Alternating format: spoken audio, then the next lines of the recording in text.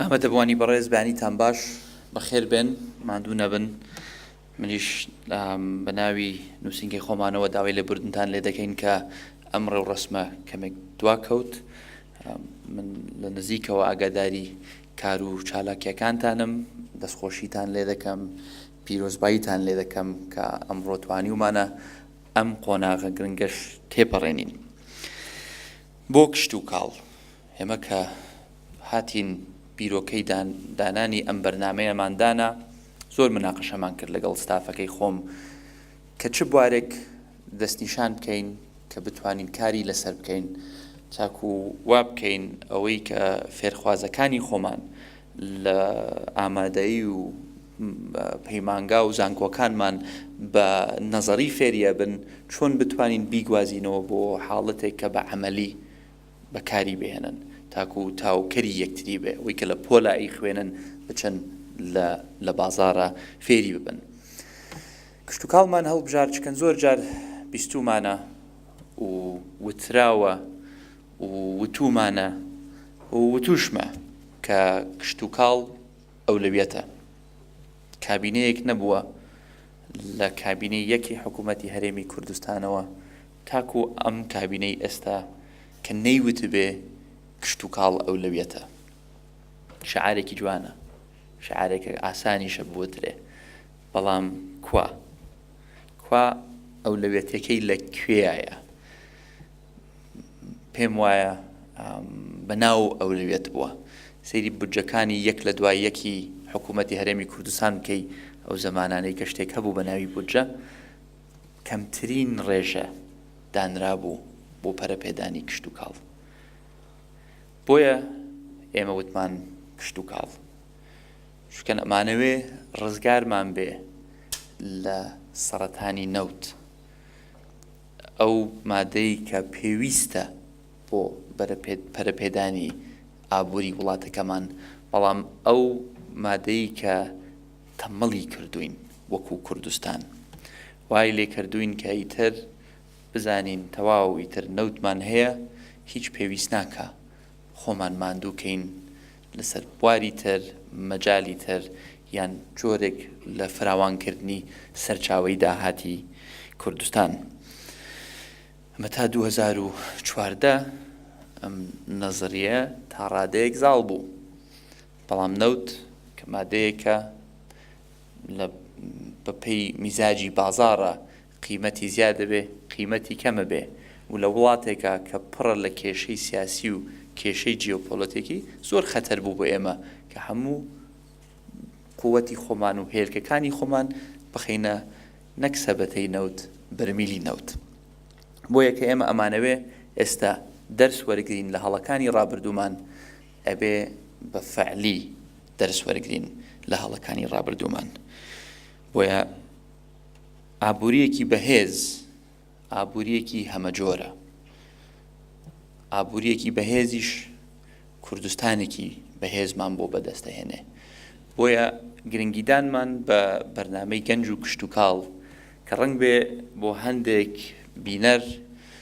وابزانن کە ئەمە شتێکی زۆر بچووکە ئەمە چیەتۆ 45 خوێنکار لێرە و دوای بوو بە 100 و ببێ بە 145 نەخێر بەڕای من زۆرە بەڕای من هەنگاوێکی زۆر گرنگە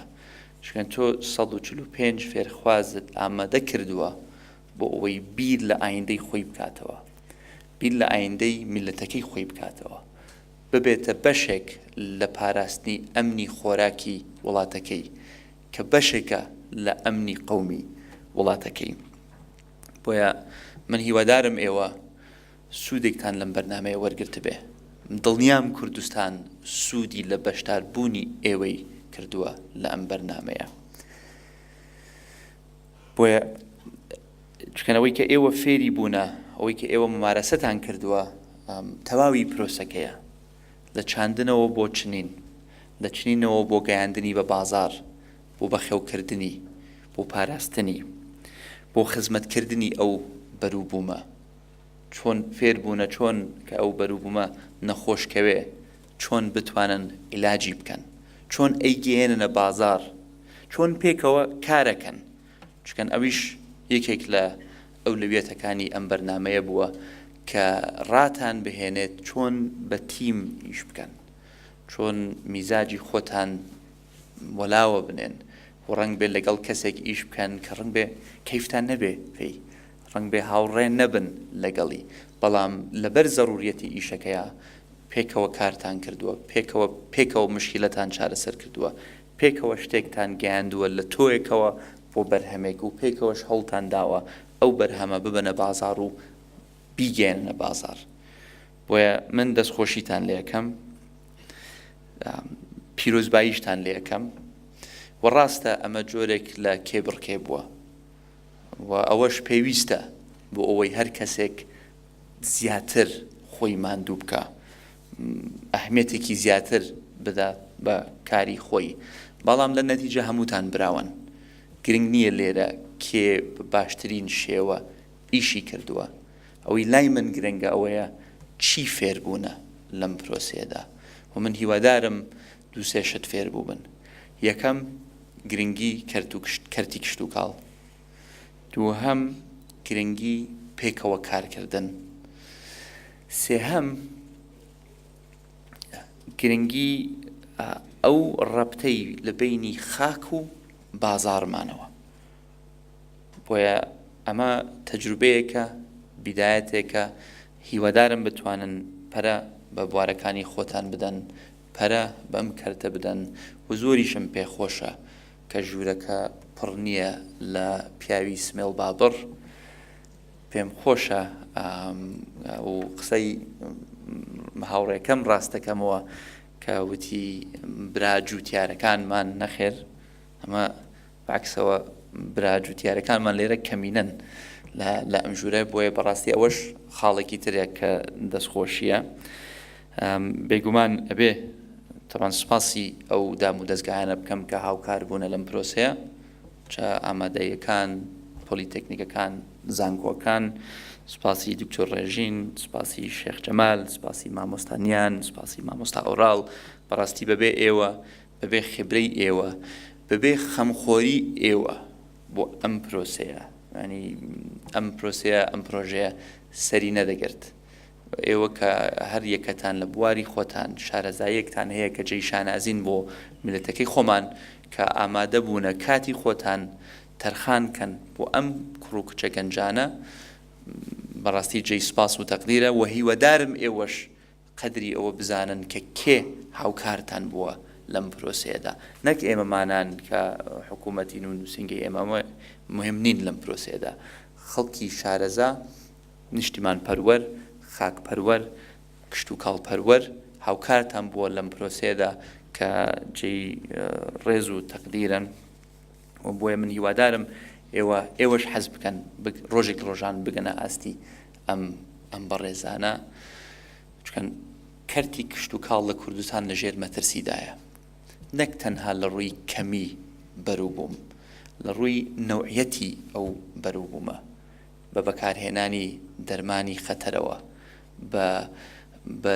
بەکارهێنانی ڕێگایەوە بۆ ئەوەی پەلە لە پرۆسەکە بکەن، یان بەرووبوومەکە جوانتر بێ، ڕەنگی جوانتر بێ، گەورەتر بێ، بەڵام ڕەنگ بێ لە پێناوی جوانکردنی ئەو بەرووبوومە ئەنواعی نەخۆشی و مەترسی بگەێنین بە کۆمەڵانی خەڵکی کوردستان. ئەوەش بەشێکە لە ئەمنی خۆراک. بۆیە ئەوەی کە ئێوە فێری بوونە لەم پرۆسێدا بەشێکی ئەوەیە کە پێی ئەڵێن بەرووبوومی ئۆرگانیک، بەرووبوومی خۆماڵی بەبێ دەرمانی خەتەر. و هیوادارم ئەمەش ببێتە بەشێک لە نەریتان، لە شێوازی کارکردنتان لە ئایندەدا و دڵنیا بن لە هەر کوێیەک بم لە خزمەتانە ئەبم، لە خزمەتی ئەم کەرتەیە ئەبم، چکە من لەو باوەڕەدام ئەو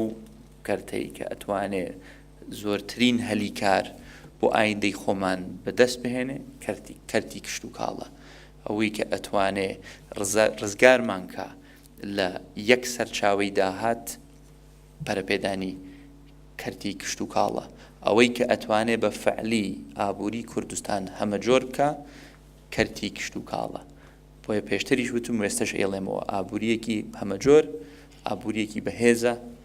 کوردستانێکیش کە ئابووریەکی بەهێز بێت، کوردستانێکی بەهێزە بێت و کوردستانێکی بەهێزیش وامان لێکە کە داهاتوومان لە ڕابردوومان باشتر بێت و سوپاستانەکەم دەستان خۆش بێ هەر شاد و سەربەرز و سەرکەوتوو بن خێر بن سەر